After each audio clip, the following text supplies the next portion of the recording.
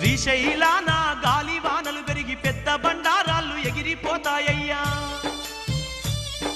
భ్రమరాంబ గుళ్ళోకి 2 తలల ముసలి వచ్చి అమ్మలోన నీలమైతుందయ్యా శ్రీశైలాన మల్లికార్జున స్వామి మనుషులతోని మాట్లాడుతాడయ్యా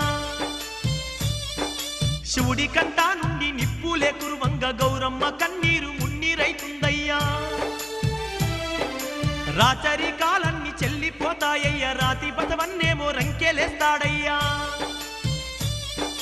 ముండమో పూలంత ముత్తైదులు కాగా మగవాళ్ళు లోకాన తగ్గిపోతారయ్యా 3 కాళ్ళావుకు మనిషే బుట్టి పండితులతోనే చర్చ చేస్తాడయ్యా